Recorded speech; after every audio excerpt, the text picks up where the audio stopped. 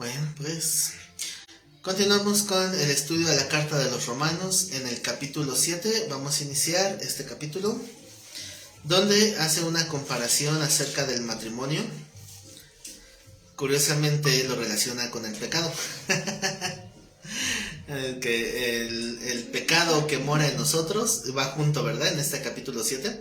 La versión Reina Valera tiene estos dos títulos. En el versículo 1 tiene el título de la analogía tomada del matrimonio, y en el versículo 7, el pecado que mora en mí. Qué curioso, ¿no? El pecado que mora en mí, y lo relaciona con el matrimonio. Pero obviamente habla de esa unión que no puede ser disuelta. O sea, el matrimonio es una unión permanente para esta vida. ¿En qué momento se disuelve un matrimonio? Hasta la muerte, hasta que alguno de los dos se vaya. Por eso a veces ahora no te lo llevas o te lo manda, dice. Entonces, así como el matrimonio no puede darse una pausa y no puede darse un rompimiento que sea correcto, porque eso no existe, de la misma manera es imposible desligarse del cuerpo que está vendido al pecado. O sea, la carne está ya vendida al pecado. Es imposible separarla. ¿Y qué es lo que hay que hacer? Domar la carne. Y por eso hemos estado estudiando en las clases anteriores que el cuerpo está, que nosotros estamos crucificados juntamente con Cristo. Y entonces nuestro hombre carnal ya está crucificado. Y ahora vivimos en lo espiritual, se supone, ¿verdad? Entonces hay esta analogía que vamos a ir comparando. Dice en el versículo 1, Romanos 7:1: ¿acaso ignoráis, hermanos, pues hablo con los que conocen la ley, que la ley se enseñorea del homre entre tanto que éste vive? Porque la mujer casada está sujeta por la ley al marido mientras éste vive, pero si el marido muere, ella queda libre de la ley del marido. ¿Cómo se entiende la ley del marido? ¿Cuál es la ley del marido?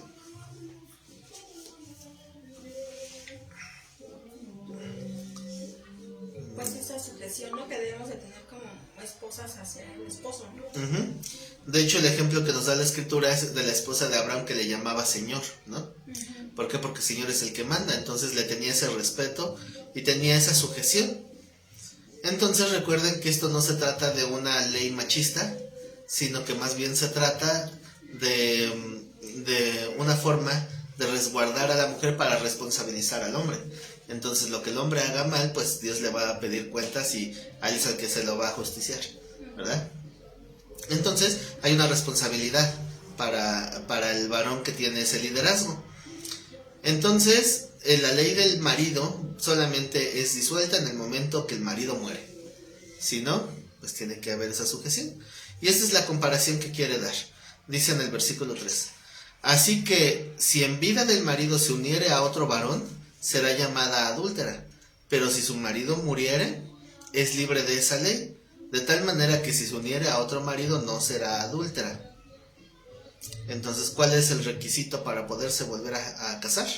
Marido, Que se muera el marido, matar al marido.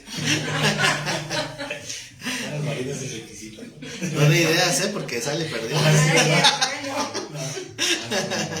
No hay matar al marido, no. Entonces, ni modo, hasta que el Señor diga. Entonces, esa ley queda fuera de vigencia cuando el marido muere. Obviamente, este texto de Romanos no tiene la intención de enseñarnos sobre matrimonio, ¿verdad? Porque si no, entonces estaríamos manipulando la escritura. Este texto está utilizando un principio del matrimonio para ejemplificar cómo es la ley del pecado y la ley de vida. Algo que ya se conocía, ¿no? Por eso hay un pequeño paréntesis en el versículo 1, ¿verdad?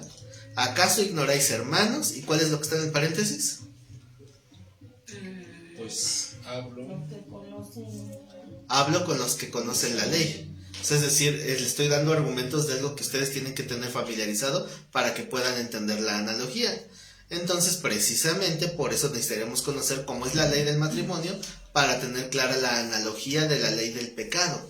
Entonces, si usamos este texto para hablar del matrimonio, estaríamos cayendo en un error, porque el texto no es para eso.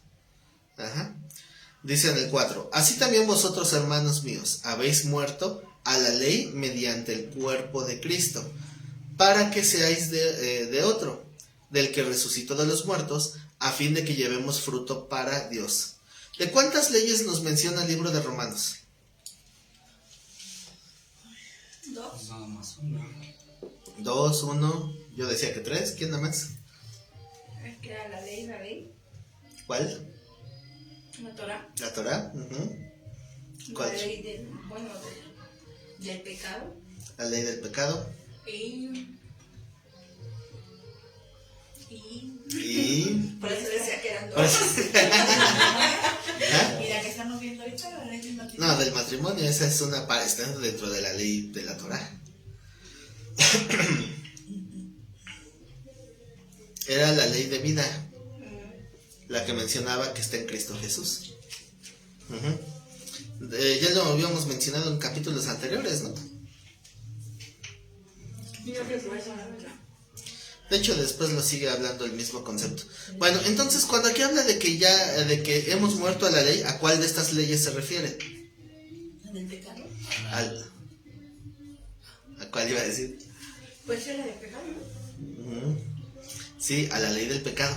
¿Por qué? Porque recuerden que la ley de la Torah no es que no tenga vigencia, sino que no tiene un uso ritual como sí lo tenía en el Antiguo Testamento. O sea, la ley del Antiguo Testamento sigue teniendo vigencia, porque la ley señala lo bueno y lo malo, y eso no va a cambiar nunca. Lo que Dios dijo que era malo siempre va a ser malo, y lo que Dios dijo que era bueno siempre va a ser bueno. Ahí no hay diferencia. Lo único que cambia es la manera en que se aplican las leyes, pero sigue teniendo vigencia. Aquí de la ley que está hablando, y precisamente quiero aclararlo porque hay un prejuicio bien fuerte cuando se habla de la ley. O sea, el prejuicio de que la ley es la Torah o la ley es el Antiguo Testamento. Entonces, como aquí dice que ya fuimos muertos para la ley, significa que ya murió esa ley en nosotros. Pero no se refiere a eso, sino a la ley del pecado. Entonces dice en el 4, vuelvo a repetir: así que también vosotros, hermanos míos, habéis muerto a la ley mediante el cuerpo de Cristo, para que seáis de otro, del que resucitó de los muertos, a fin de que llevemos fruto para Dios. Porque mientras estábamos en la carne, las pasiones pecaminosas que eran por la ley obraban en nuestros miembros, llevando fruto para muerte. ¿Cuál es el fruto para muerte? Pecado. ¿El pecado? ¿El pecado es el fruto? Las obras. Las obras tampoco no son fruto. El juicio. ¿Mm? El juicio. ¿Juicio de qué? Pues dicen cuál es el fruto del pecado. Pues su fruto va a ser que van a juicio. Dice, Bueno, yo digo. habla de las pasiones pecaminosas que eran por la ley, obraban en nuestros miembros llevando fruto para muerte. El pecado es la obra, el fruto es en sí la muerte. Llevando fruto para muerte. Dice, pero ahora estamos libres de la ley por haber muerto por aquella en que estábamos sujetos, de modo que sirvamos bajo el régimen nuevo del espíritu y no bajo el régimen viejo de la letra. Cuando se hace la comparación del régimen de la letra, era porque lo tenemos como que encuadrado de que ya no debemos de seguir la letra de la Torah, pero no es por eso. ¿Se acuerdan por qué, de qué manera se hizo Cristo pecado por nosotros? Por lo del madero. Ajá. Entonces, esa maldición que él toma por nosotros, dice que fue a causa de la ley. O sea, la ley se volvió de una manera, de sobremanera mala, dice la palabra, para nosotros. Creo que esto estaba en el capítulo 6, ¿no? Eso sí fue lo que leímos en el capítulo 6. Entonces, si la ley nos vuelve pecadores, no es porque la ley produzca pecado, obviamente, sino porque la ley señaló el pecado. Si estamos sujetos al pecado, nos volvemos esclavos del pecado. Así que hay una semejanza. ¿En qué se compara el estar sujeto a la ley del pecado y estar sujeto a la ley de la Torah? Ya los hice bolas. No, está bien. A ver, hermana, hermana. ¿En qué se compara, verdad?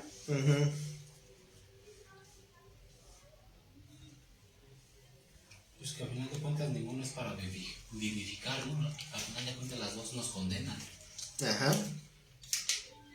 Y la ley de vida es la que nos reivindica y nos vivifica, ¿no? Ujú. Pero lo que es la ley de la letra y la ley del pecado nos condenan y nos llevan a juicio y a muerte. Ujú. O sea, es que no podíamos ser juzgados por la ley si no teníamos la ley.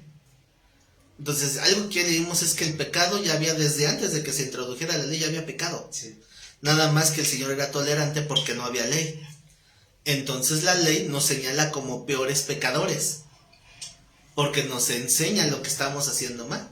Sí. Dicen que lo repitan en los comentarios. ¿Ahorita en cuál versículo nos quedamos? En el 4, No, ¿no? 5. las 6, en el 6. 4, 5, 6, ¿quién anda más? ¿Quién anda más? Pero ahora estamos libres de la ley por haber muerto para aquella en que estábamos sujetos. Yo creo que si leemos, voy a leer un poquito más adelante y luego me retacho para darle otra explicación. Dice, ¿qué diremos pues? La ley es pecado en ninguna manera, pero yo no conocía el pecado sino por la ley, porque tampoco conociera la codicia si la ley no dijera no codiciarás. Aquí en este ejemplo, si la ley no me hubiera enseñado lo que es la codicia, entonces no hubiera pecado. Pues sí. Nos Pues sí. hubiéramos dado- Pero Dios nos tenía esa tolerancia por no saberlo. Entonces la ley nos volvió más pecadores en el sentido de conciencia, porque el pecado de todos modos ya estaba, pero nos hace acreedores de un juicio si no nos corregimos. Ajá. O sea, el hecho de que Dios nos lo diga nos hace ver más pecadores delante de Dios, pero a conciencia nuestra. Porque el pecado de todos modos ya estaba, la ofensa a Dios de todos modos ya existía. Entonces la confrontación que Dios nos hace con la ley es decir, ya no tienes pretexto porque ya te estoy diciendo que esto no me agrada. ¿Sé que se puede comparar la ley con un espejo? De hecho sí, Sí, ¿no? incluso Santiago usa esa metáfora. Dice que quien lee la palabra y no la hace es igual que aquel que se mira en el espejo y después se olvida de lo que miró. Porque entonces no se cambia nada, no se arregla nada. O sea, sigue estando igual, se ve todo sucio de pecado porque se vio en el espejo y no hizo nada al Y respecto. para eso es la ley, ¿no? Para mirarnos en un espejo, ver el reflejo y ver qué es lo que está mal en nosotros y Ujú. corregir. Así es. Entonces, fíjense, se va a complementar la idea. Dice en el 8, mas el pecado, tomando ocasión por el mandamiento, produjo en mí toda codicia. ¿Les ha pasado que cuando están ayunando todo se les antoja? Sí. Entonces es la naturaleza caída. Cuando algo está mal y cuando algo está prohibido es cuando más le llama a la carne. A mí me pasa que cuando tengo dinero nada se me antoja. Y cuando no tengo dinero todo se me antoja. Sí, así pasa. Precisamente porque no podemos. Entonces basta que alguien le diga, no hagas esto para que desee hacerlo. Sí. ¿Por qué empezaron a buscar ¿cómo se llama? El fruto del bien y el mal, sí, el fruto de Adán y Eva? Pues porque se les dijo que no debían de tomarlo. Si no, ni lo buscaban. Ujú. Entonces, dice que el pecado, tomando ocasión por el mandamiento, produjo en mí toda codicia, porque sin la ley el pecado está muerto, y yo sin la ley vivía en un tiempo. Pero venido el mandamiento, el pecado revivió y yo morí. ¿Cómo es que revivió el pecado? Porque fue mostrado, ¿no? Es una manera de Pablo de decir que fue precisamente expuesto por la ley como pecador, entonces ya tuvo ese fundamento. Dice, y yo morí. Y hallé que el mismo mandamiento que era para vida, a mí me resultó para muerte. Entonces, esto es curioso porque se supone que la ley es para que nosotros entendamos lo que Dios quiere y aprendamos, ¿no? ¿Qué pasa si Dios te dice, o sea, vamos a imaginar un ejemplo hipotético, que llega un alumno y dice, yo quiero agradar a Dios, quiero hacer todo para agradar a Dios. Señor, ¿qué quieres que yo haga? Y el Señor te dice, mira, quiero que guardes este mandamiento y este, y este, y este, y este, y este, y este, y este, y este, y este, dice en la torre. Y entonces dice, Señor, fallé en el primero, fallé en el segundo, fallé en el tercero, fallé en el cuarto, fallé en el quinto, etcétera, etcétera, etcétera, etcétera, etcétera. Entonces resulta que vine a ser peor pecador que antes. Todo porque se supone que yo quería vida, quería comunión con Dios. Y al acercarme a buscar la comunión, encontré todo lo contrario, porque la ley me señaló como muerto. Y eso fue lo que nos separó de Dios. Ajá. Entonces la ley acarreaba esa maldición de una manera hipotética. O sea, lo que quiere decir Pablo es que la ley que era para vida me resultó para muerte. Por eso muchos dicen de una manera equivocada, obviamente, mejor me hubiera quedado ignorante. Porque si no me doy cuenta de lo que estoy mal, pues así Dios me tiene paciencia. Pero obviamente Dios nos va a llamar a todos. Y si no atendemos al llamado para corregir, entonces ya no vamos a tener excusa. Entonces nos volvemos bastardos. Sí, y eso nos conviene menos. Entonces mejor es someternos a la disciplina. Y si necesitamos ser disciplinados, que nos discipline, pero que me haga entender el Señor, que me corrija. Entonces es como si una persona, un hijo honesto y que está bien maleado, le dijera al padre: Padre, si es necesario que me agarres a cinturonazos, dame duro, pero no me dejes que me pierda. Y hay otros hijos que dicen: no, mejor yo me hago un menso, como que no pasó nada y que no me reproche nada. Entonces, ¿creen que Dios va a ser así indiferente por alguien que está pecando y que dice que no quiere pecar? Pues no, le tiene que enseñar lo malo. Entonces, esto Pablo lo habla desde un punto de vista de conciencia personal. Porque la ley se supone que era para traer vida. Ahora, esa idea de que la ley produce vida, que es una idea equivocada, era una ley que tenían los judíos. ¿Cómo va a producir vida? Porque decían: yo soy santo. Sin santidad nadie verá al Señor. Así que yo soy santo, ¿por qué? Porque yo hago pura obra buena. Porque yo soy bueno. Entonces cuando llega Dios con la ley, con Moisés, y le dice: mira, enséñale al pueblo lo que yo digo que es ser santo. Y cuando Moisés llega con la ley, le dice: para el Señor, ser santo no es lo que tú crees. Ser santo es lo que Dios dice. Y entonces ahí es donde todos cayeron. Entonces resulta que ya no había ninguno que se sintiera justo, porque la ley los señaló como muertos. O sea, la ley sirvió para eso, para señalarnos como muertos. No convino, ¿verdad? Pero era necesario. Porque la ley tiene el propósito de que clamemos a la misericordia de Dios y aceptemos el sacrificio de Cristo. Entonces, ese era el propósito. Y es que también, si no fuera señalado nuestro pecado, no tendríamos esa necesidad de acudir a Jesucristo. Así es. Seríamos justos. Ajá. Entonces, justamente esta es la diferencia, este punto de ser confrontados con la ley, es la diferencia entre alguien que acepta a Cristo y alguien que cree no necesitarlo. Si tú le dices a una persona que acepta a Cristo y esa persona te dice: no lo necesito, ¿cuál es su argumento? Que no es mala persona. Ese es su argumento de siempre, de toda la vida. Yo no lo necesito porque yo no soy malo. O sea, Dios te puede perdonar. Y vas a decir: pues, ¿de qué me tiene que perdonar? Si yo soy bueno. No hago cosas malas. No robo, no mato, no secuestro gente, no hago nada malo. Pero esa es en su opinión.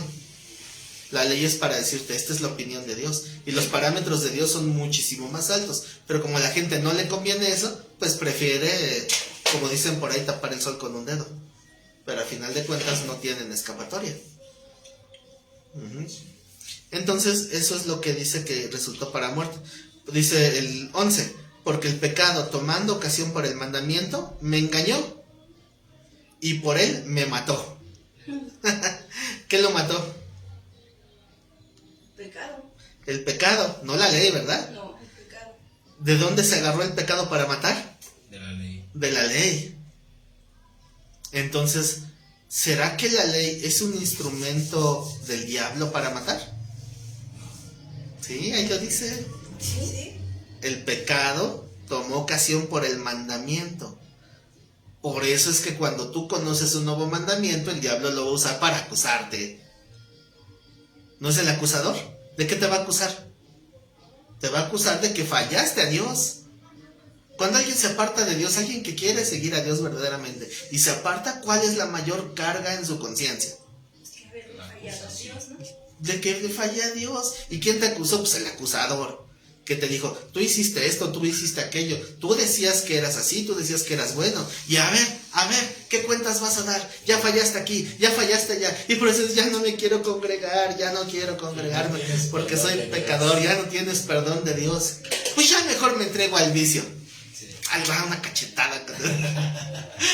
Pero esa es la mentalidad de muchos. Ya simplemente como ya el pecado tomó ocasión por el mandamiento, y me mató, es decir, perdí mi comunión, porque al final de cuentas el pecado causa división entre Dios y nosotros. Así que esto... Ahí lo que nos lleva a muerte es el razonamiento, ¿no, pastor?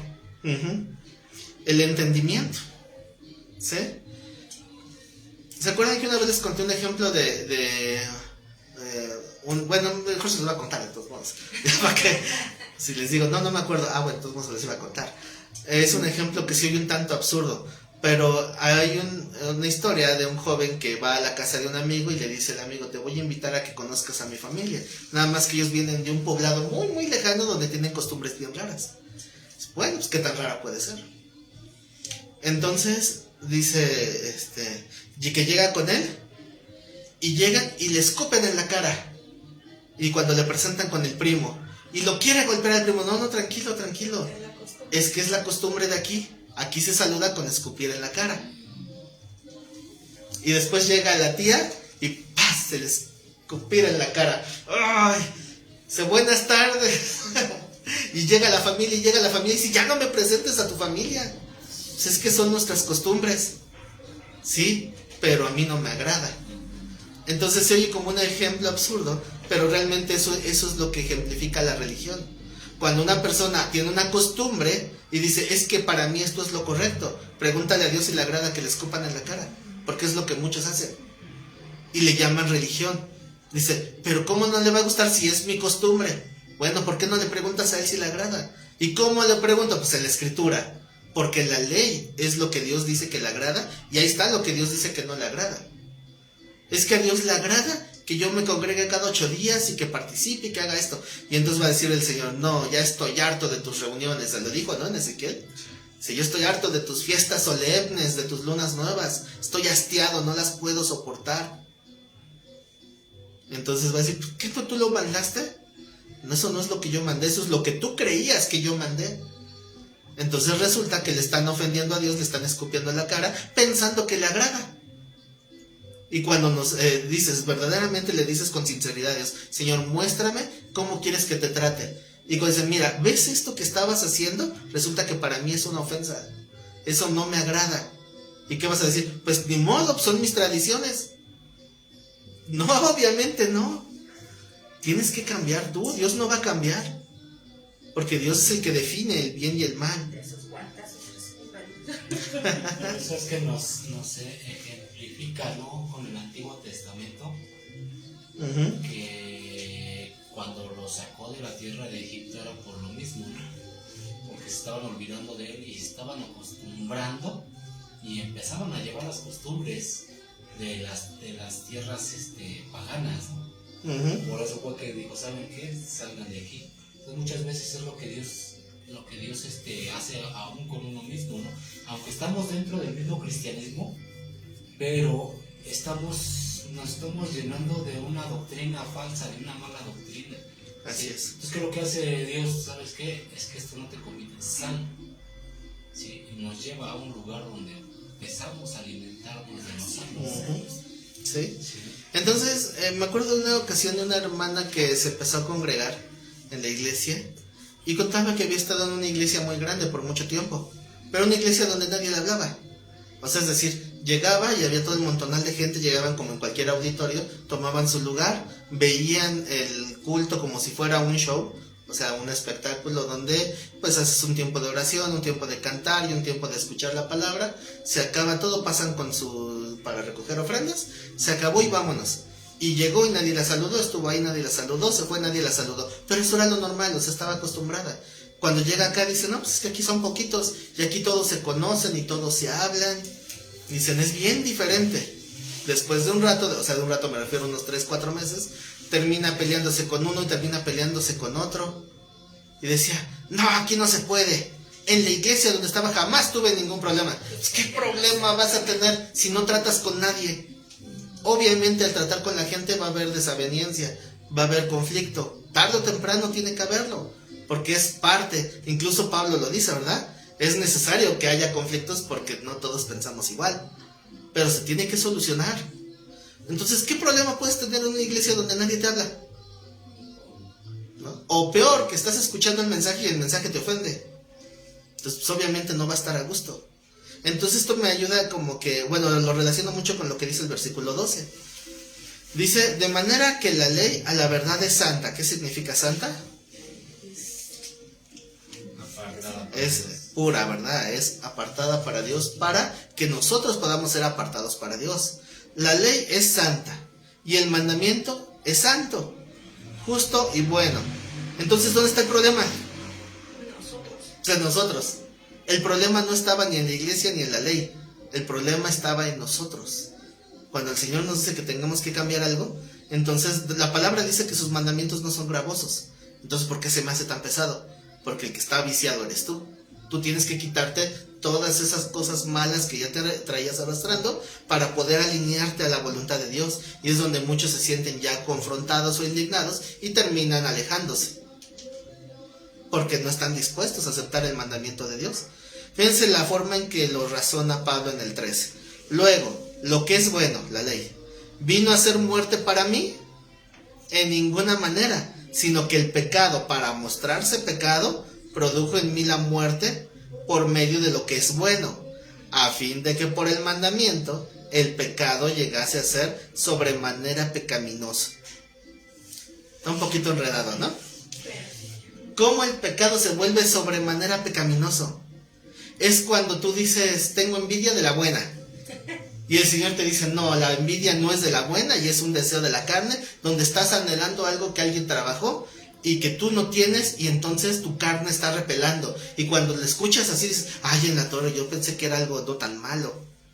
La ley dice, no, esto es malo y es peor de lo que pensabas. Entonces el pecado vino a ser a mi conciencia de una sobremanera pecaminoso, para que no atenuemos, para que no limitemos o aceptemos un pecado que consideramos que es tenue. La ley nos viene a señalar, a decir, no, tú no eres un poquito pecador, eres un cochino pecador. Para eso es la ley, para que nos veamos tal cual somos y no sintamos nada.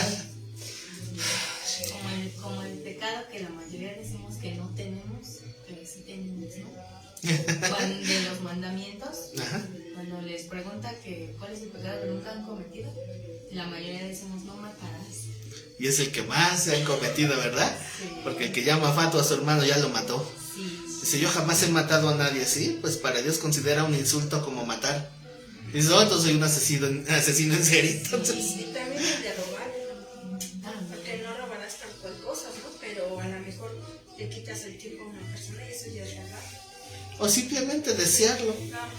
Deseo lo que él tiene. Y si estoy con ese anhelo de que cuando se descuide, tal vez no lo he cometido, pero en mi mente el pecado ya está. Entonces resulta que somos en sobremanera pecadores. Entonces, se puede decir que Cristo nos vino a hacer mucho más pecadores que la ley. A nuestra conciencia, sí. Sí, ¿no? Porque Sí. dice, si alguno, ¿cómo se llama? Dice, Si alguno es... dice a la mujer, ¿no? Ajá. Dice, pero si tú ya estás, pues, ahora sí Si uno desea, Ajá, ya pecó en su corazón. sí. O sea, el pecado, el Señor vino a exaltar la ley moral, más allá de un juicio civil, sino un juicio interno. Y entonces nos deja totalmente desprotegidos, nos deja totalmente en los suelos. Ahora, ¿sí se han dado cuenta que esa es la acción, o la reacción más bien, de todos los que se confrontaron con Dios? O sea, por primera vez, Sí. cuando alguien se encontraba con Dios. ¿Cuál fue la primera reacción del profeta Daniel cuando le habló el ángel? Dice que sus rodillas estaban paralizadas, estaba temblando de miedo. Dice, no temas. Fue cuando se mostró, ¿no? Ajá. Sí, porque cayó, pero decía que no tenía firmeza en las piernas. O sea, no se postró en adoración, se postró porque se cayó del temor. Sí. Ujú. O incluso cuando llegan a apresar al Señor Jesús, dicen, ¿a quién buscan? A Jesús de Nazaret. Dice, yo soy. Y en ese momento, se caen de espaldas. Y se paran, ¿qué pasó? Si ya les dije que yo soy, y se vuelven a caer. No, porque estaban delante del Señor. ¿Qué dijo Elías? ¿Cómo yo, un hombre inmundo de labios, puede estar delante del Señor? Entonces, hasta Pedro se cayó de la barca cuando se dio cuenta.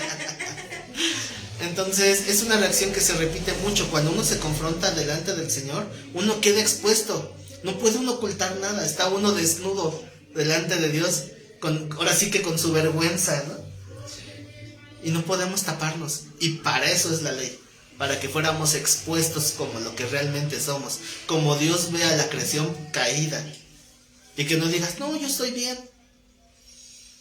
Todo eso es lo que vino a hacer la ley. Entonces, ¿qué es lo que dice Pablo? El problema no es la ley. El problema es que la ley nos señaló tal cual éramos. Y entonces volvió el pecado en sobremanera pecaminoso. Para que no nos justifiquemos ni lo atenuemos. Entonces vuelvo a repetir en el 13. Luego, lo que es bueno vino a ser muerte para mí. O sea, la ley no te mató. Te mató la consecuencia de no haber cumplido la ley. Dice el texto, en ninguna manera, sino que el pecado, para mostrarse pecado. ¿Cómo el pecado se muestra pecado? Para que nos muestre que verdaderamente estábamos en el error. Produjo en mí la muerte por medio de lo que es bueno, a fin de que por el mandamiento el pecado llegase a ser sobremanera pecaminoso. Porque sabemos que la ley es espiritual, pero entonces la ley es buena. ¿Cuál es el problema? Yo soy carnal. Que yo soy carnal. Vendido al pecado. Qué triste, ¿no? Vendidos al pecado. Así que todos tenemos esa naturaleza. Ahora, hasta este punto donde dice que yo soy carnal vendido al pecado, aquí es donde cobra sentido la analogía del matrimonio con la que empezamos el texto. Porque estamos casados con el pecado. Entonces, ¿qué tenemos que hacer para quedar libres? Ahí sí, como decía el hermano, hay que matar al pecado. Ahí sí. Tenemos que morir al pecado para estar libres de esa ley. Y la única forma de morir es naciendo de nuevo. Si nazco de nuevo, entonces mi vieja naturaleza queda atrás, murió. Y por lo tanto va a haber otra ley que va a operar en nosotros, la ley de Cristo. ¿La ley de vida? La ley de vida, en Cristo Jesús. ¿Sí ya va quedando más claro? También que me digan ahí en los comentarios, porque dicen que él estaba haciendo bolas. Pero díganme en los comentarios si sí está quedando más claro o no. Así que, resumen de lo que hemos leído hasta ahorita.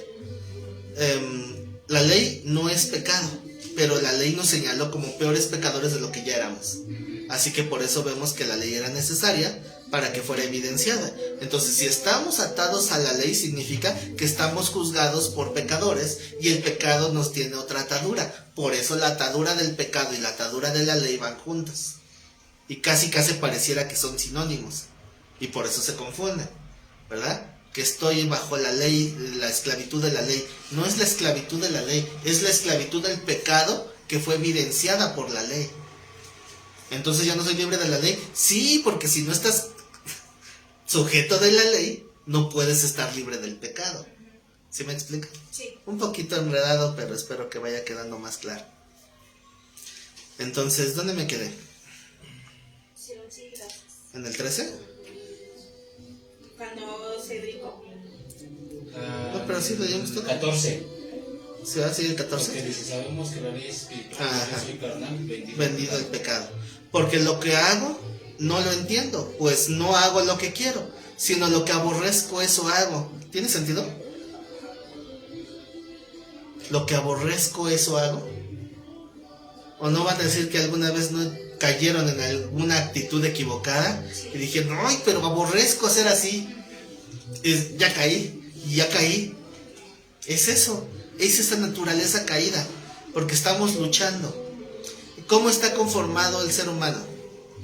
Pero eso que vendría a ser, pastor, hasta cierto punto, como que se puede decir como una reprensión de parte de Dios o una, pues sí, pues se puede decir que algo como ejemplo, no sé, algo, porque a mí me pasó cuando chamaco, ¿no? Por decirlo, yo con los chavos que me contaban, yo los criticaba mucho, de que se enviciaban con con activo, con lo más bajo, ¿no? Ujú. Yo decía, no, o sea, con lo más bajo. Y yo renegaba de eso y lo repudiaba, ¿no? Y después yo caí en eso. Sí. Y era lo que más anhelaba, o sea, lo que más anhelaba carnalmente, ¿no? Y no lo podía dejar. Yo decía, ¿cómo es posible que yo repudiando esto vine a caer en esto precisamente? Pero ¿causa de qué es, pastor? Pues de la naturaleza caída. Por eso es que no hay que darle oportunidad, porque la carne está buscando su oportunidad. Por eso algo que nos enseña José el Soñador es que cuando venga la tentación, corre. Literalmente hay que huirle. Pero ¿Por qué? dice ese dicho, no digas desagua, no debe beber. Exacto. Y por eso no hay que estar de buscones. Sí. Porque si andamos buscando la tentación, sí, es que luego hay unos que se sienten bien machotes y dicen, voy a buscar una tentación para vencerla. No, ya saben lo que dicen del que juega con fuego, termina quemado. Y no vayamos a estar todos chamuscados. Entonces no hay que jugarle al vivo. Si hay una tentación, aunque no sea nuestra concupiscencia, hay que correr. En el caso de José el Soñador, llega aquella mujer y se le ofrece. ¿Creen que no hubiera sido una tentación? Aunque él no tuviera la concupiscencia, la tentación estaba. Por algo corrió. Si no, ¿qué tal si en su mente empieza a pasar de que al cabo aquel es un abusivo, el patrón? Pues ahorita me desquito con su esposa. Pero no, él tuvo temor de Dios. Dice, ¿cómo puedo fallarle a Dios y al patrón? Pero primero a Dios, o sea, ese era su temor. Entonces por eso huyó de esa tentación. Pero si tú te quedas ahí dándole vueltas a la tentación, va a terminar uno cayendo, porque es una ley. Por eso les preguntaba, ¿cómo está conformado el ser humano? Tripartita. ¿Cuáles son esas tres partes? Cuerpo, alma y espíritu. Espíritu, alma y cuerpo. Ok, esas tres áreas, ¿cuál de esas tres fue naturaleza caída? El cuerpo. ¿El cuerpo? Ah, no, el alma. ¿El alma? Porque ahí están las emociones y todo. ¿Y el espíritu? Es el soplo. El espíritu. Pero cayó también. A ver, pregúntate. Yo creo que sí, porque por eso morimos. Más bien por eso nacemos de nuevo. Sí. O sea, el ser humano está conformado por espíritu, alma y cuerpo. ¿Cuál de esas tres áreas necesita ser restaurada? Las tres. Las tres áreas son naturaleza caída, porque lo que cayó fue el hombre, no una tercera parte del hombre. El hombre cae en esas tres áreas. Por eso cuando el enemigo viene a tentar al Señor Jesús, lo tienta en las tres áreas: espíritu, alma y cuerpo. Entonces tenemos que restaurar las tres, pero se restauran por separado. ¿Cuál es la primera? Alma. Primero es el alma. Espíritu, ¿no? ¿El espíritu? ¿Quién da más? Porque hay que ¿Cuál va? nacer de ¿La va? nuevo primero. ¿Nacer de nuevo? ¿Y nace uno de nuevo en qué área? Espíritu y alma. ¿Espíritu y alma? ¿Seguro? Aquí sí. Hasta que el cuerpo sea sembrado es cuando nace de nuevo. Entonces el cuerpo no, El cuerpo, ¿no? pero el alma sí. El alma y el espíritu. ¿Pero en base a qué? A que morimos en nuestras debilidades, ¿no? En nuestras concupiscencias debemos de morir. Debemos, pero no. ¿No será que Así es. la primera no es el alma? ¿El alma? ¿Por qué? ¿No será que igual son las tres juntas? Porque al momento de que, digámoslo así, somos bautizados y nacemos de nuevo, en ese momento el espíritu es restaurado a una nueva vida. Las emociones, digámoslo así, o todo lo que tenemos internamente cambia, porque está cambiando una nueva vida, tenemos nuevos pensamientos, y el cuerpo en automático tiende hacia lo bueno y a lo malo. ¿Y entonces ya cambió? O sea, ¿ya cambiaron su alma? Cuando nacieron de nuevo, ¿cambiaron su alma? Pues sí, aunque como decía Pablo, Más seguimos o haciendo lo que no queremos. Es que no pueden decir que ya cambiaron si no hemos cambiado. Lo correcto sería eso, ¿no? Dar un giro de 180 grados como Pablo. Por eso. La realidad es que no tenemos esa O sea, justamente, ¿qué acaba de decir Pablo? Bueno, no lo dijo ahorita, lo dijo hace 2000 años. Pero ¿qué acabamos de leer? Lo que no quiero hacer es lo que hago. ¿Por qué? Porque es obvio que el alma no está restaurada. Dice Nicodemo, Señor, tú vienes de Dios. Y entonces dice, necesitas nacer de nuevo. ¿Cómo puedo entrar otra vez al vientre de mi madre? Y le dicen, no, lo que es nacido de la carne es una cosa, lo que es nacido del espíritu es espíritu. Entonces, si nacemos de nuevo, ¿en qué área es? En el espíritu solamente. El espíritu es la conexión que tenemos con Dios. podemos tener una guianza directa con Dios a partir de ese nuevo nacimiento. Ahora se puede decir que el alma es ese hilo que une lo espiritual con lo carnal. Así es. Y es el que debemos, ahora sí que el que se mantiene aquí y el que debemos de mantener fuera, ¿no? De las concupiscencias. Hay una metáfora que se usa mucho para explicar quién debe de mandar en nuestro ser. Y poniendo el ejemplo del esquema social de aquel entonces, donde hay un señorío, un mayordomo y un siervo, así como lo aplicaríamos al ser humano. El cuerpo, ¿qué es? ¿El señor, el mayordomo o el siervo? Señor. El señor, que es el que la carne manda. No debería de ser. Ajá. El alma, ¿qué es? El alma es el mayordomo, porque es el que administra. Y el espíritu estaba muerto. No había, el espíritu estaba muerto. Entonces nacemos espiritualmente y hay un nuevo gobierno. Debemos de ser guiados por el espíritu, porque nuestro espíritu se fusiona con el Espíritu Santo. Sí. Entonces debe de haber un orden de parte de Dios, pero la carne está acostumbrada a reinar y se va a repelar. Y el mayordomo se queda así como que, ¿a quién le hago caso? Eso es cuando se te aparece en las caricaturas el angelito bueno y el angelito malo en el hombro. Y te dicen, hazlo, no lo hagas, hazlo, no lo hagas. ¿Dónde es la batalla? La mente. Ahí está el alma, ese es el mayordomo que está a quien le hago caso. Y en eso consiste la vida. El cuerpo, la carne, está vendida al pecado. Es lo que leímos ahorita, ¿no? En el 14. Yo soy carnal vendido al pecado. ¿Qué está vendido al pecado? La carne. Y la carne va a desear la carne. El espíritu desea lo espiritual. ¿Y el alma? Ahí está viendo a quién le hace caso. Por eso lo que decía es el hilo que nos une, ¿no? ¿Qué dice Romanos 12? Bueno, tal vez me adelanto, ¿verdad?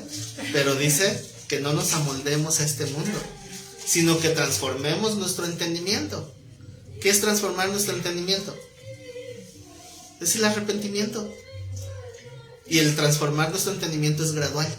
Comentaron que es la renovación de la mente.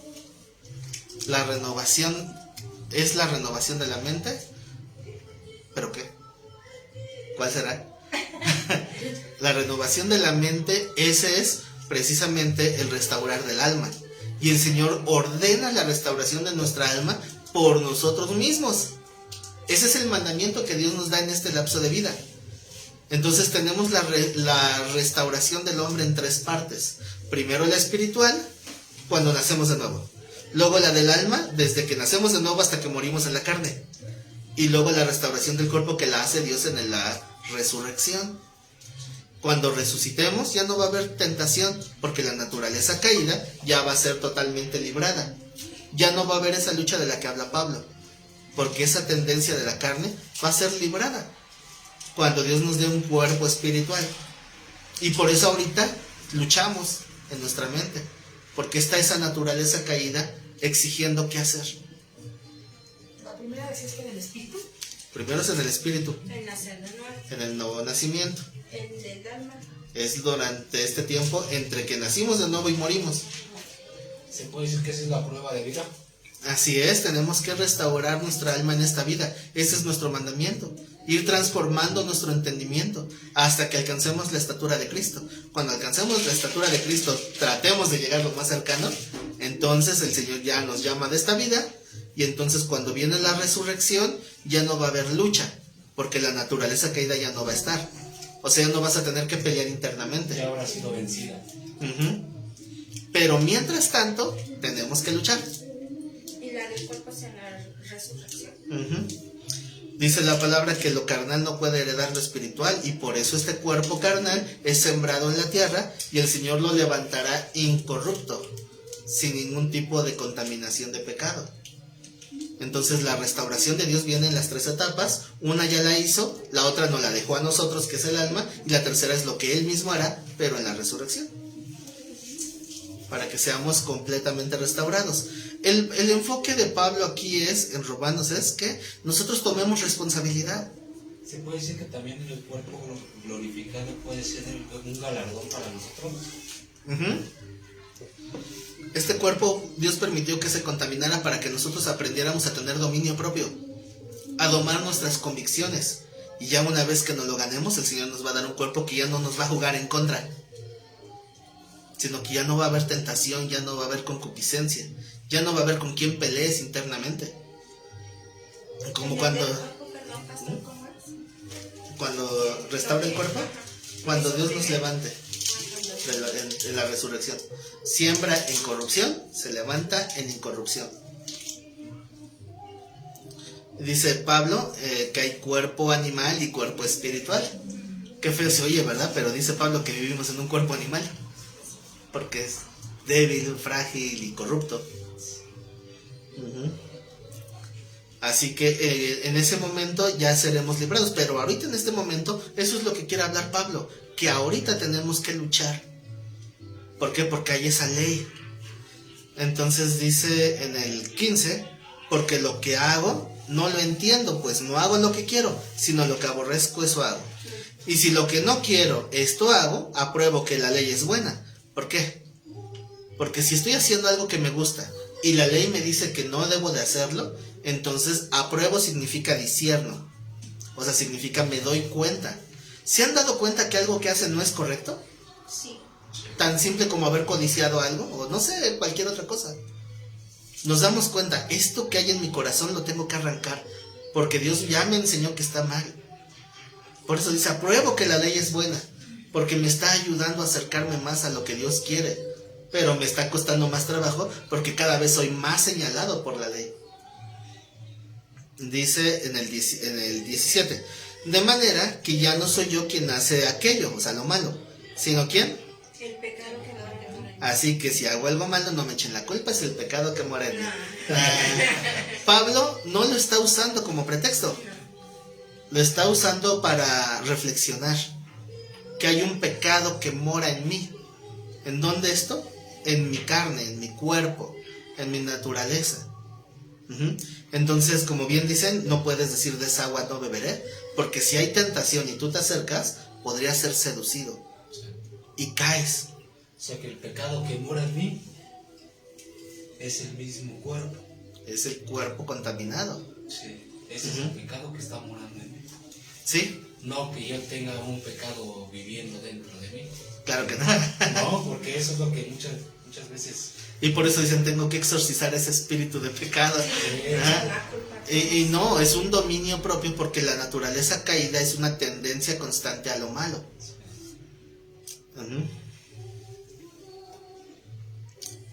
Dice, estaremos en su totalidad restaurados cuando ya estemos con él, así es. Mientras tanto, tenemos que seguir luchando contra esas concupiscencias. Por eso, esa es la mayor advertencia que se les puede dar. Cualquier cosa que pueda ser tentación, aunque no tenga que ver con su propia concupiscencia, de todos modos no le busquen, aléjense. ¿Se acuerdan del consejo que se le da a los jóvenes del oso? Que les dicen a los jóvenes, no hagas el oso, pero el oso es una... ¿Cómo se le llama? Cada letra es una palabra, Es un acróstico. un acróstico, ¿verdad? O de oportunidad, S de soledad y la otra O De oscuridad. de oscuridad. Y eso habla de la pareja. Si están los noviecitos y de repente se encuentran en una oportunidad a oscuras y solos, cuidado, cuidado, cuidado, cuidado, porque va a haber tentación. Huye, hijo mío. O sea, corre, corre por tu vida. Porque la tentación está en la orden del día. Sí. Entonces, cuando el gobierno de México se dio cuenta que hace 10 años aproximadamente hubo un incremento muy dramático en embarazos no deseados y abortos. Entonces se reunió el gobierno y dijeron, vamos a planear cómo quitar los embarazos no deseados. ¿Cuál fue la solución? Regalar preservativos en todos lados. Regalar preservativos. ¿Y cuál fue la consecuencia? Más abortos y más embarazos no deseados. ¿Por qué? Porque lo único que entendieron los jóvenes es, puedo hacerlo. Tengo libertad para hacerlo. Y a la hora de la calentura, Se les olvidó. la mente se apaga. El razonamiento no funciona. Entonces, así que lobito ni que nada. Dicen, ya sí. ¿Vieron la película de... ¿cómo se llama la película esa de los muchachos que se embarazan? Punto y aparte, la película de Punto y Aparte. Si no la han visto, se las recomiendo mucho. Es para jóvenes, ya habla de eso, ¿no? Del aborto. Y decía la muchacha, oye, es que tenemos que cuidarnos. Y dice, ¿para qué? Pues total, si nos embarazamos, pues me caso contigo. Y cuando se embarazó, la mandaron por un tubo. ¿Y todo por qué? Por hacer las cosas de la forma en que no debían. Y no me refiero a que debió de haber usado el preservativo, me refiero a que no debían de haber tenido relaciones. No era el tiempo. No era el tiempo ni la manera correcta. Sí. Para eso Dios diseñó el matrimonio. ¿Cuál es la manera de tener una sexualidad segura? En el matrimonio. Esa es la manera segura. Pero la calentura del momento hace que la mente se nuble y se cometen errores, porque es el pecado que mora en uno. Entonces uno tiene que aprender a tener dominio propio. Si es que tengo necesidades, sí, pero no es necesidad básica, no es necesidad primaria. Sí. Hasta ahora nadie se ha muerto por abstinencia, aunque algunos digan que sí. No es cierto. Entonces dice el 18. Dice, y yo sé que en mí, esto es en mi carne, no mora el bien, porque el querer el bien está en mí, pero no el hacerlo. Porque no hago el bien que quiero, sino el mal que no quiero, eso hago. Y si hago lo que no quiero, ya no lo hago yo, sino el pecado que mora en mí. Por segunda vez vuelve a repetir, el pecado que mora en mí. Así que queriendo yo hacer el bien, ¿hallo qué? Aquí es donde habla directamente, para contextualizar todo lo demás. Hallo esta ley, ¿qué es una ley? Reglas, normas. Pero es algo que nos sujeta, algo que nos limita. ¿Las leyes que Dios estableció se pueden romper? ¿Sí? Si no, no habría tanto pecado, ¿verdad? Sí. ¿Y las leyes naturales? ¿Conocen la ley de la gravedad? Sí. ¿En qué consiste la ley de la gravedad? Eso es lo que nos mantiene pegados al suelo. Lo que nos mantiene en el suelo. Es la primera ley de la atracción. La ley de la atracción. ¿O la ley del decreto? ¿O esa es otra ley de atracción? Digo que la de la gravedad es la primera ley de la atracción. Porque es la que nos atrae al suelo. No, pues hijo. Entonces, esa es la ley de la gravedad. Es la ley que nos atrae al centro de la Tierra, ¿verdad? ¿Se puede romper esa ley? Sí. ¿Cómo? Con la velocidad se puede romper En con los fuerza. romper esa ley? Pues sí, ¿no? Con fuerza, velocidad. La ¿Sí? ley dice que todo lo que sube cae, pero esa ley ya se rompió en cuestión de los aviones, ya que no. Entonces tú ves un avión que pesa toneladas y que puede estar horas y horas dando vueltas en el cielo. ¿Y por qué rompió esa ley? Se reveló a Dios, ¿no? Por la ley natural. ¿Por qué? Aerodinámica. La ley de la aerodinámica. Entonces resulta que hay otra ley que es superior.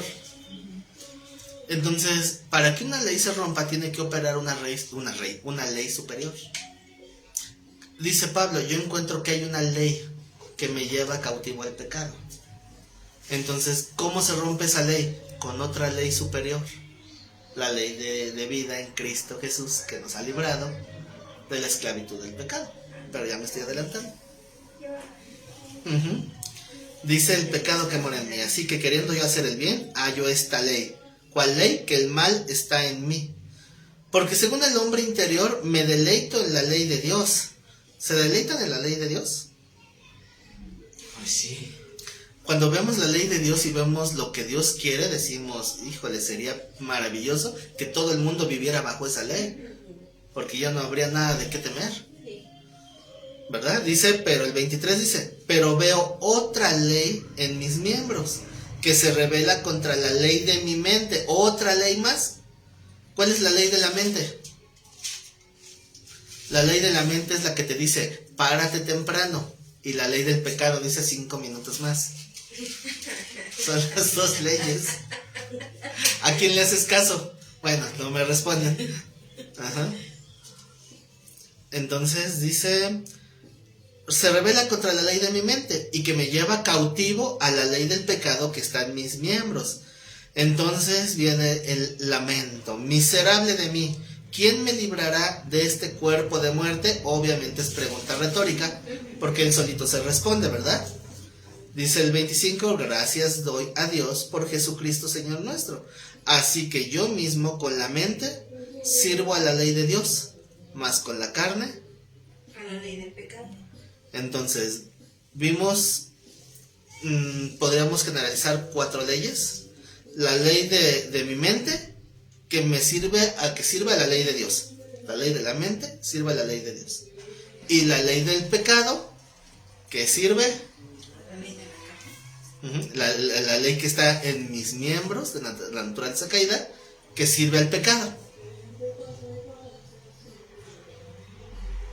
Por eso que la ley del pecado sirve a la carne. La ley de la carne sirve al pecado, al revés. La ley de la mente sirve a qué? Al pecado.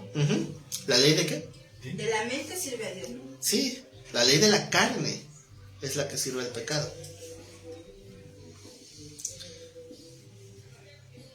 Dice, así que yo mismo con la mente sirvo a la ley de Dios, mas con la carne a la ley del pecado.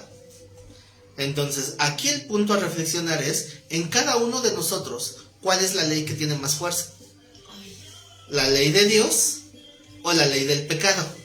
Pero bueno, esto por decirlo aquí también se puede malinterpretar, ¿no, pastor? Que dice, gracias a Jesucristo, Señor mío. Así que yo mismo con la mente sirvo a la ley de Dios, más con la carne a la ley del pecado. O sea que puedo estar en la mente en comunión con Dios y haciendo pecado con la carne. No, porque precisamente ahí viene el contexto anterior, porque el querer está en mí, pero no el hacerlo. Entonces, ¿qué está diciendo? Que fuerza es el que venció, pues uno de los dos, no los dos. El que venció es la carne para el pecado. Por eso es una lucha constante. Así que el que lleva el señorío aquí es la mente sirviendo para Dios. Y en consecuencia, la carne va junto con la mente.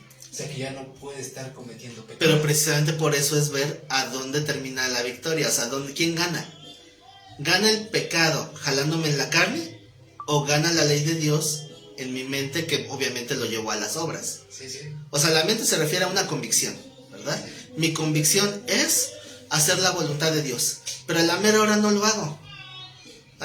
Es cuando dices, yo sé que debo hacer esto, pero no quiero.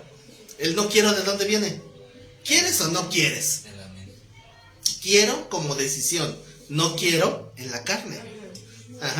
Cuando está también haciendo un montonal de frío y te tienes que parar tempranito para irte a trabajar. Y que dices, quiero pararme para que no se me haga tarde, pero no quiero pararme porque tengo frío. ¿Quién dice que sí quieres y quién dice que no quieres? La carne dice no quiero y tu mente dice sí quiero. Y así con todo lo que podemos ver, ¿verdad? O sea, mi mente dice, hoy me voy a proponer a llegar puntualito a la clase. Pero la carne dice, empieza tarde. ¿Verdad? Va a estar cansado. Hay que estar cansada las clases. Le busca. No, Ya ve que sí la cumplo, Que busque encuentra, dice. Conste que ya les demostré que sí lo cumplo. Entonces sí, no, aquí el señorío es la mente y en consecuencia nos lleva a la carne a seguirlo, ¿no?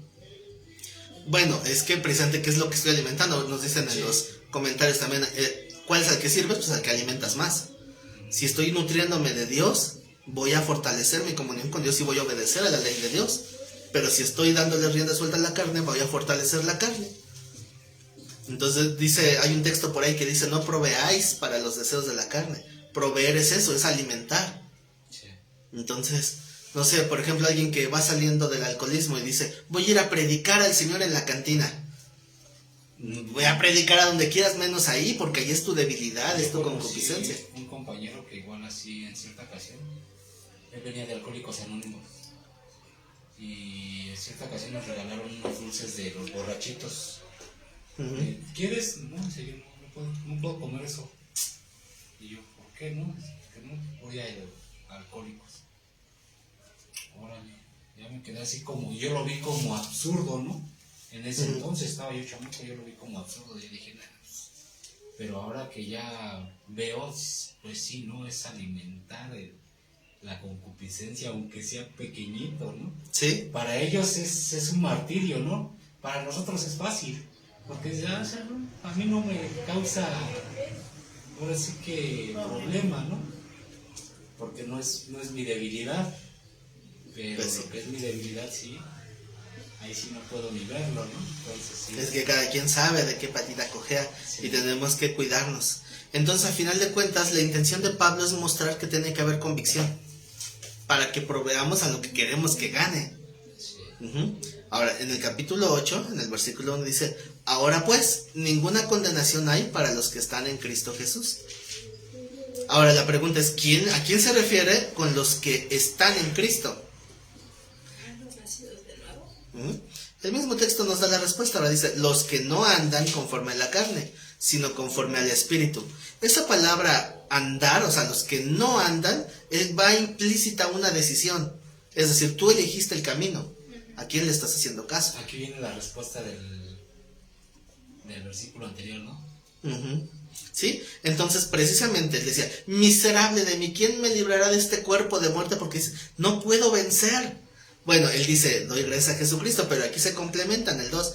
Porque la ley del Espíritu de vida en Cristo Jesús me ha librado ¿de qué? De la ley del pecado y de la muerte. O sea, que dice Pablo, entonces no te hagas pato y domínate. Sí. Porque sí puedes vencer, o sea, con Cristo sí puedes vencer. O sea, la lucha de todos modos sí va a estar, pero sí podemos vencer si estamos guiados por el Espíritu Santo. Si no tenemos al Espíritu Santo, vamos a perder una y otra vez. Ahora, el hecho de que haya un tropezón, porque Pablo dice, ¿verdad? Soy miserable, porque quiero hacer algo y fallo. ¿Pero qué me está aclarando? Pero si yo estoy guiado por el Espíritu Santo, sí puedo ser librado de esa ley. O sea, esa ley ya no me va a dominar. Como dijo también antes Pablo, ¿verdad? El pecado no se va a enseñorear de mí. Entonces yo tengo que enseñorearme de mí mismo y tener dominio propio para no pecar. Y solamente se logra unidos al Espíritu de Cristo. Entonces, ¿sí se dan cuenta que el Espíritu de vida en Cristo Jesús se llama una ley también? O sea, lo llama como ley. Dice en el 2, otra vez: porque la ley del Espíritu de vida en Cristo Jesús me ha librado de la ley del pecado y de la muerte. Y quiero reiterar por millonésima vez que entonces no estaba hablando de quitarnos la ley de Moisés o la Torá. No, era quitarnos la ley del pecado que fue evidenciada por la ley de Moisés. ¿Vamos bien? Sí. O sea, la palabra que más se repite aquí es ley. Así que dice el texto en el 3: porque lo que era imposible para la ley, por cuanto era débil. Ahora, ¿de cuál ley estamos hablando? La ley de la muerte. No, a ver, va de nuevo. Porque lo que era imposible para la ley, ¿qué era imposible para la ley? Que pudiéramos ser salvos, ¿no? Entonces, ¿de qué ley habla? De la Torah. Aquí sí habla de la Torah. Porque lo que era imposible para la ley, por cuanto era débil por la carne, Dios enviando a su Hijo en semejanza de carne y pecado, no dice que en pecado, que en la misma semejanza de vulnerabilidad, porque también de aquí sale una doctrina equivocada. Hay quienes enseñan este texto como si Cristo hubiera venido ya con pecado. No, el pecado fue adjudicado en la cruz, pero Él no tenía una naturaleza de pecado, sino de semejanza. O sea, que era susceptible a pecar. Aclaro, ¿verdad? Digo, para que no vaya a haber malos entendidos. En semejanza de carne de pecado, no que viniera con pecado. Y a causa del pecado, condenó al pecado. ¿En dónde? En la carne. ¿En cuál carne? La de Cristo. En la de Cristo, pero también en la de cada uno de nosotros. Cristo la pagó, pero en nosotros va a quedar cuando sepultemos este cuerpo. O si el Señor nos lleva en el arrebatamiento, pues ahí hay restauración instantánea. Pero si no, nos toca el arrebatamiento, pues será cuando entreguemos el equipo. ¿En cuál me quedé? ¿En el 4? Sí, para el 4. Dice: para que la justicia de la ley se cumpliese en nosotros, que no andamos conforme a la carne, sino conforme al Espíritu. Porque los que son de la carne piensan en las cosas de la carne, pero los que son del Espíritu en las cosas del Espíritu. Esto sería una buena oportunidad para que cada quien se juzgue, ¿verdad? ¿En qué piensa? ¿Cuáles son sus pensamientos habituales? ¿En la carne o en el Espíritu? Porque pues de eso estaremos llenos, ¿no? Dice el 6: porque el ocuparse... Gracias, Lolita. Aquí tenemos otro pan. Sí, que se pase. Como dijera el Señor con la samaritana, tengo una comida que ustedes no sabéis. El ocuparse de la carne es muerte, pero el ocuparse del espíritu Es vida. es vida y paz. ¿Qué significa ocuparse? Alimentarlo, ¿no? Como lo que nos decía. Ocuparse es dedicarle tiempo y esfuerzo. En el griego la palabra ocuparse es la palabra fronema. Fronema con acento en la O. Esa palabra también se traduce como inclinación de la mente. O sea, ¿hacia dónde estamos inclinando nuestra mente? ¿Hacia lo del espíritu o hacia lo de la carne?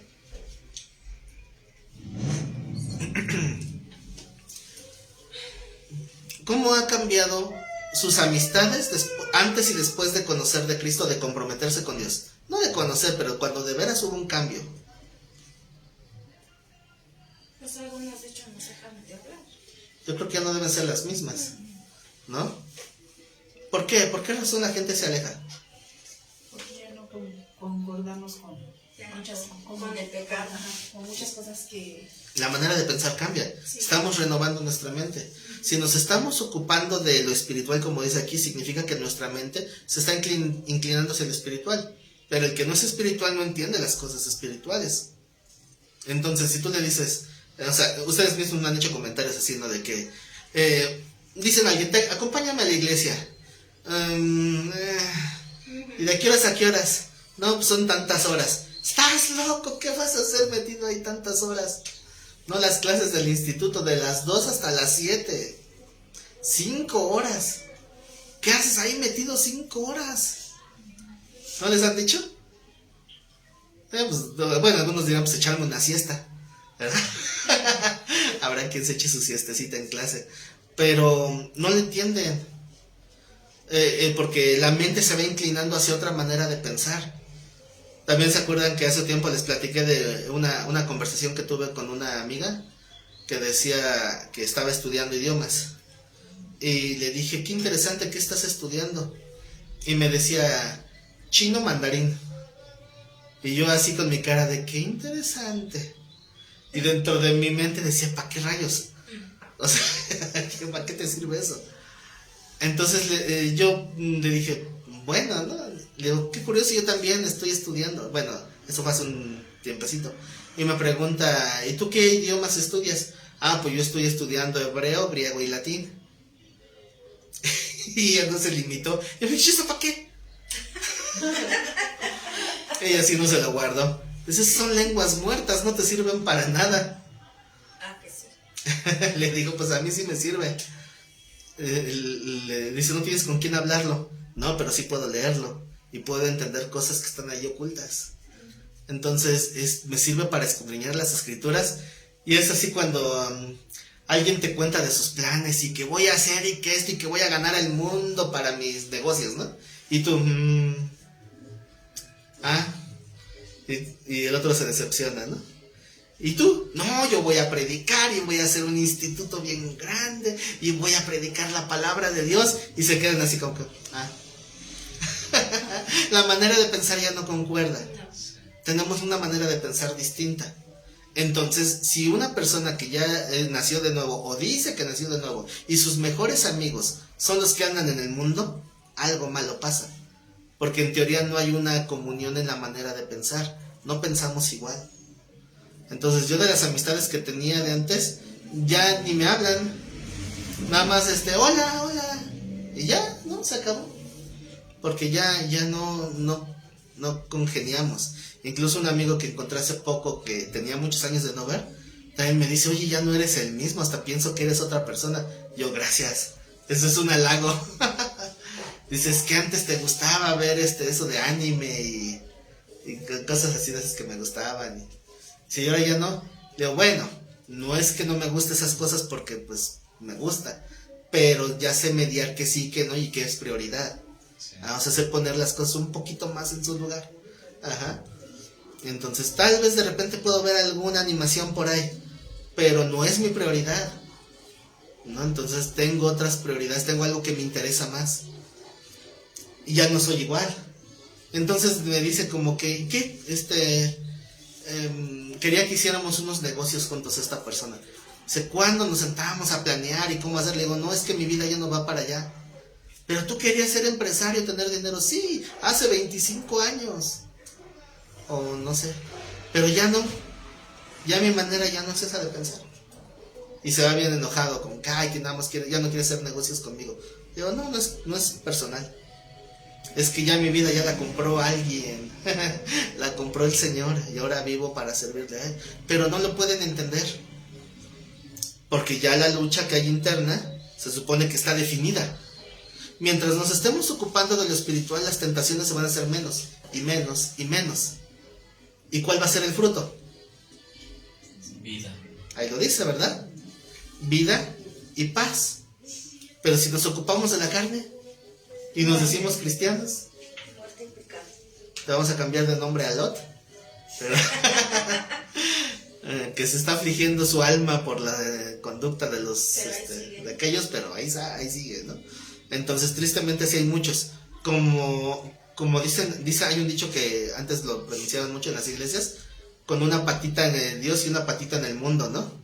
Así andan muchos, tantito aquí, tantito allá. Entonces tú tienes que domar tus convicciones y tu mente. No se trata de dejar lo que te gusta, sino de santificar tus gustos. De ver qué es hacia dónde vas a conducir tu mente. Entonces, como les comentaba hace unos momentos, antes de jovencito me gustaba el anime. Después sacaron un libro de la historia de Cristo en tipo anime. Dije, no, yo la quiero. Porque es una historia que me gusta, es una historia que me apasiona y con dibujos que me gustan. Entonces dije, pues esto es para mí. Y cuando dicen, ¿cómo te gustan cosas de niño? ¿Y qué? No me importa. Sí, La Biblia dice que sea como niño. Hay que ser como niños, ¿no? Entonces esas críticas son las que menos me importan, ¿no? Pero yo me siento bien, en paz, porque veo el resultado. Entonces hay que promediar. Si yo sé que algo que a mí me gustaba, que de plano fuera totalmente en contra de Dios, obviamente hay que renunciar de tajo, ¿no? Cambiar totalmente. Imagínense a alguien que se dedicara, digamos, lo hacía al narcotráfico. ¿Cómo santifico mi trabajo? No, ahí sí tienes que quitarlo de pleno, de tajo. Hay cosas que no puedes santificar, pero hay cosas que sí se pueden santificar. Nada más tienes que saber guiar tu vida. Y el fruto va a ser ese. ¿Quieres luchar menos contra ese pecado que mora en ti? Ocúpate del Espíritu y el fruto va a ser vida y paz.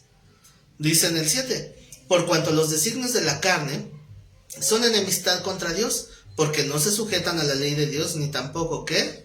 Pueden. No pueden, los designios de la carne no se pueden sujetar a la ley de Dios. Esto sería equivalente como tratar de camuflajear el pecado con obras santas. Un ejemplo que escuché hace poquito.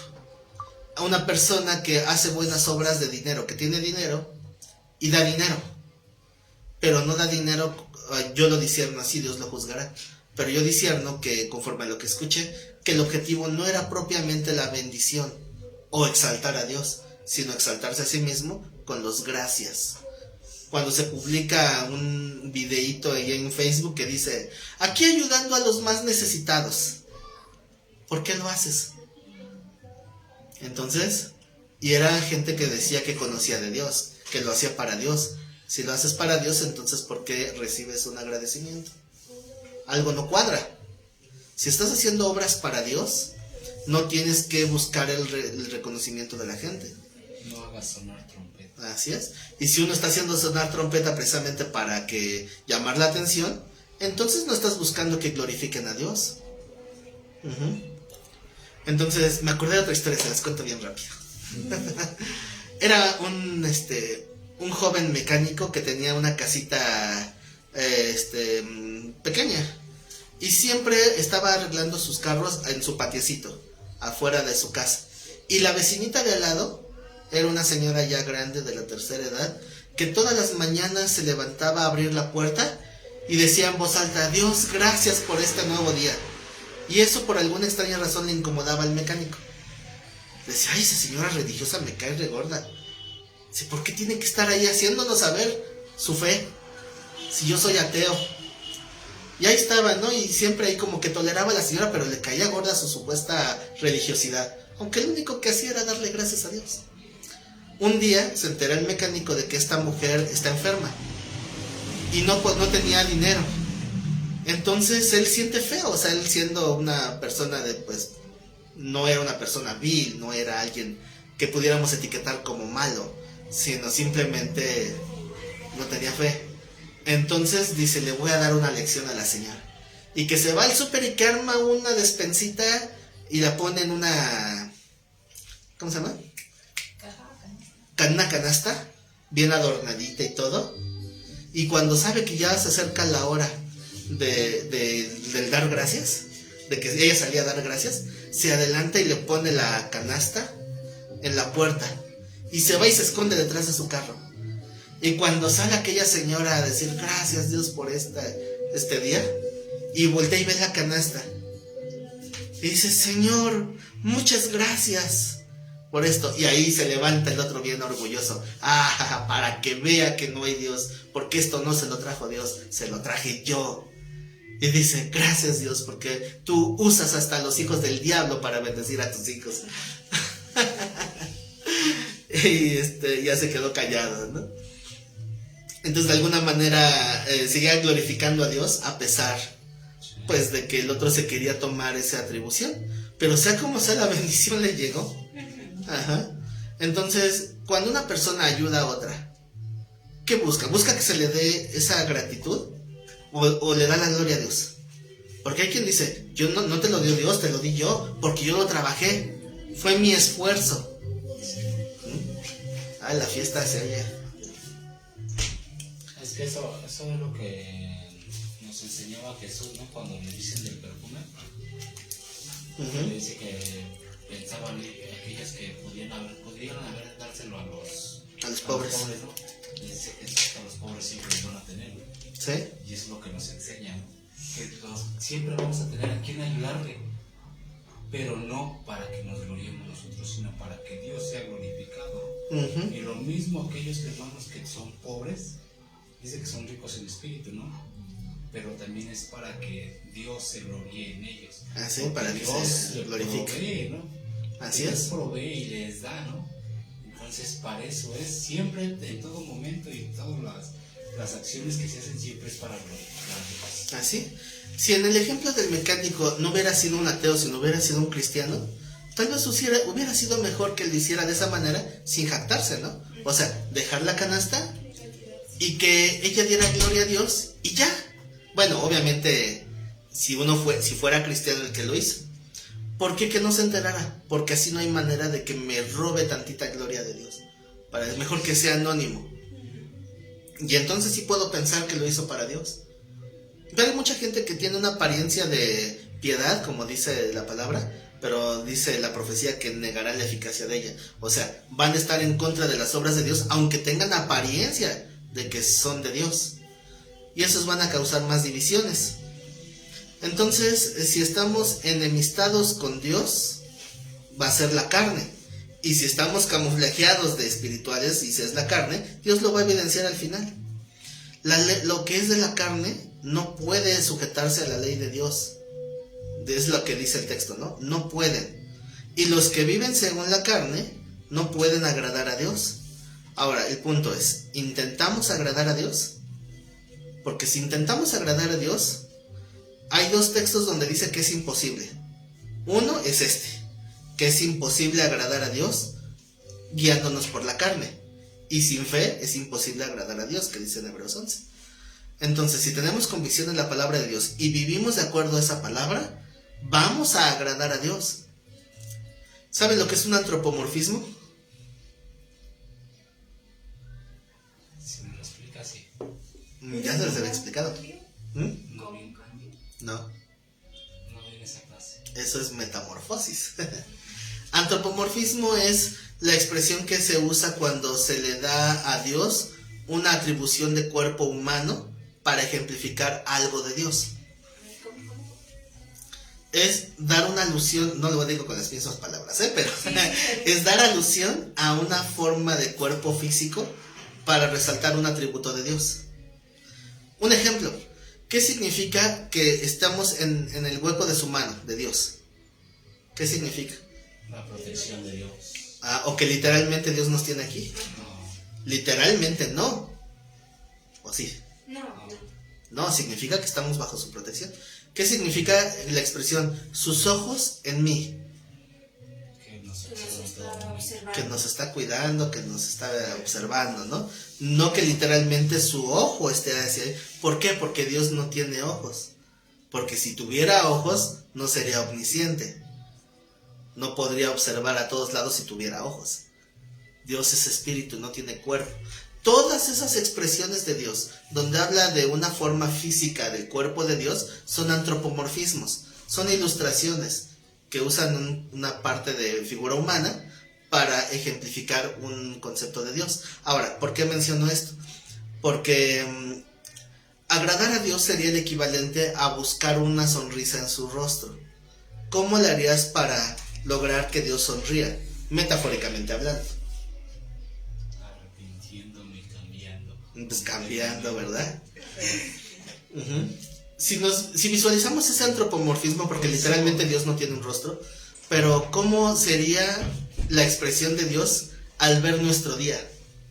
Imagínate que le hablas al Señor en la noche ya para dormir, haces tu oración. ¿Oran antes de dormir? Mejor prefiero no contestar, dice. Bueno, me reservo mi derecho de responder, ¿verdad?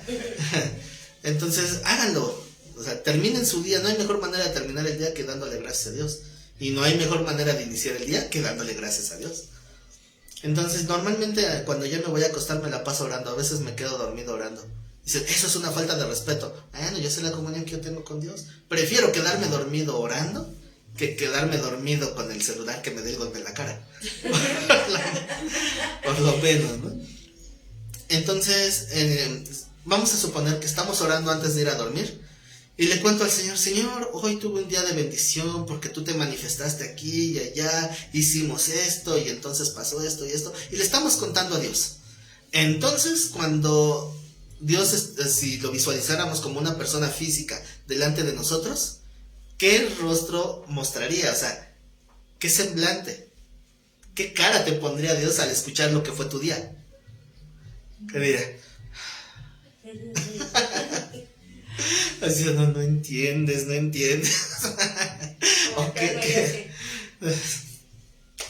Así déjalo. Nos vemos mañana, ¿no? Dicen que obedeciendo a su palabra podríamos ocasionar una sonrisa en el rostro de Dios, pero es algo que Dios va a juzgar, no solamente lo que hiciste, sino también el cómo lo hiciste.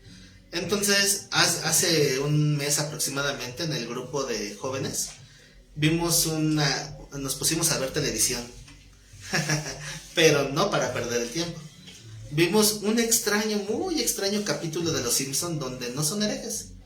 Hace varios años, cuando uno de los directores de esa serie era cristiano, o sea, de guionista. Obviamente lo corrieron. No pasó de ese capítulo y lo corrieron. Pero lo guardé el capítulo porque me llamó mucho la atención. Entonces se los puse a los jóvenes y les dije, disciérnanlo. ¿Qué ven ahí? Lo comentamos un buen rato. Resulta que en ese capítulo, si lo quieren buscarse, el episodio se llama Bart reprueba. Y en ese episodio, como el título lo dice, Bart reprueba el examen, pero él pide un milagro a Dios. Entonces, cuando él hace su mejor lucha y se encierra en el cuarto a estudiar y no puede, no se le graba nada. Entonces, antes de acostarse a dormir, le dice, Señor, yo no te conozco, yo no sé quién eres, pero necesito un milagro, y si alguien puede hacerlo, eres tú. Y Dios le concede el milagro, y al día siguiente cae una nevada y suspenden las clases. Porque él decía, dame un día para estudiar, concédeme un día para que yo pueda estudiar. Y Dios le concede un día. Entonces ahí va saliendo al día siguiente a jugar en la nieve, cuando su hermana lo detiene. Y le dice, oye, yo no sé quién es Dios, lo único que sé es que es más poderoso que mamá y papá juntos. Así que yo te escuché orar, yo sé que esto es lo que tú pediste. Tú sabrás, ¿no? Y ella dice, cierto, yo pedí esto. Y deja su trineo y se regresa, ya está estudiando, y dice, no me pierdo de nada, y se asoma por la ventana y todos jugando, y, ay, no, tengo que concentrarme. Entonces, para no hacer el cuento largo, ahí va alerta de spoiler, les voy a contar el final del episodio. Al final termina reprobando y se pone a llorar frente a la maestra. Dice, es que hice mi mejor esfuerzo y aún así no lo logré. Aún dando a lo mejor de mí no pude. Y dice, el examen era de historia. Entonces recuerdo la ocasión donde fulanito hizo no sé qué. Dice la maestra, oye, a ver, oye, tienes razón. Buena referencia histórica, te mereces un punto extra. 6 de panzazo. Y ahí va bien feliz, lo logré. Llega con su papá y tiene todo el refrigerador con los imanes de los exámenes de Lisa con puro 10. Y llega con el de Bart y ya con su 6 ahí rayado, ¿no? De 5 a 6. Y el capítulo termina diciendo, gracias, pero parte de ese 6 pertenece a Dios. Bueno, o sea, está dándole gloria a Dios, o sea, para mí es algo increíble verlo en Los Simpsons, que es una serie que a estas alturas es totalmente herética. Pero estamos hablando de un capítulo de hace 30 años. Y me sorprendió mucho y me gustó, porque tratan a Dios con dignidad y le dan su crédito. Entonces, Bart logró un 6.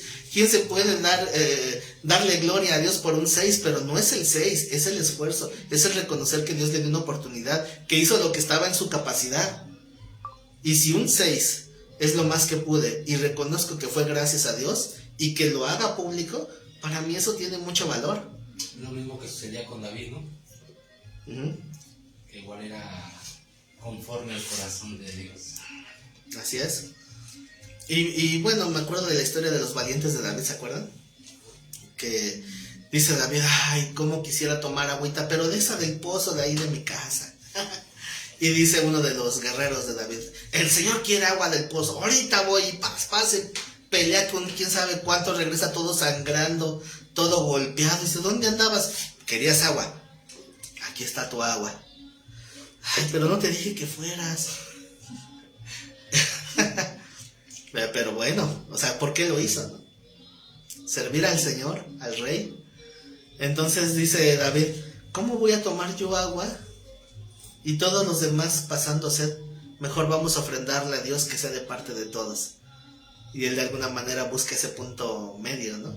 No se tomó el agua por no tener un privilegio, pero no la desperdició, sino que la ofreció a Dios.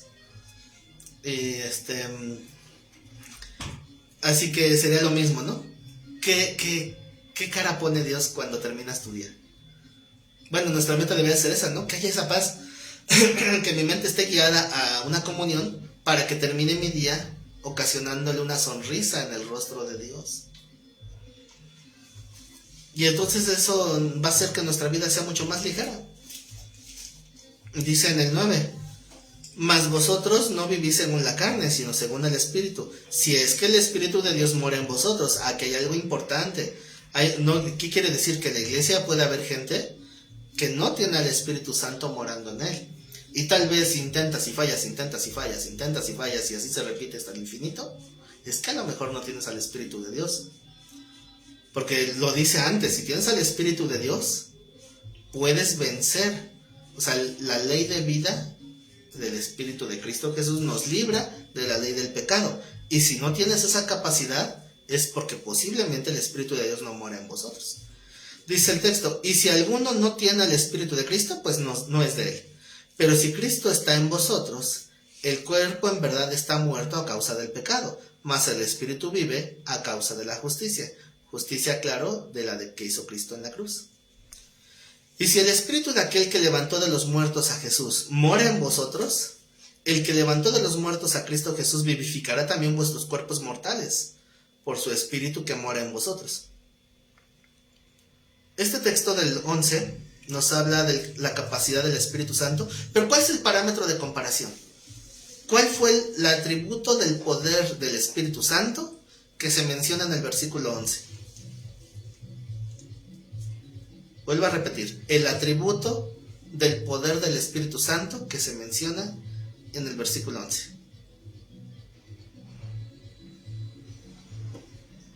El de dar vida, ¿no? ¿A quién?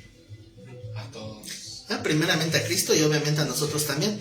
Pero entonces aquí si vemos el contexto de vencer a la carne, dice, si el espíritu que tiene la suficiente capacidad para haber traído a la vida a Cristo Jesús, ¿no creen que tenga la capacidad para hacerles vivir en el espíritu y morir a la carne?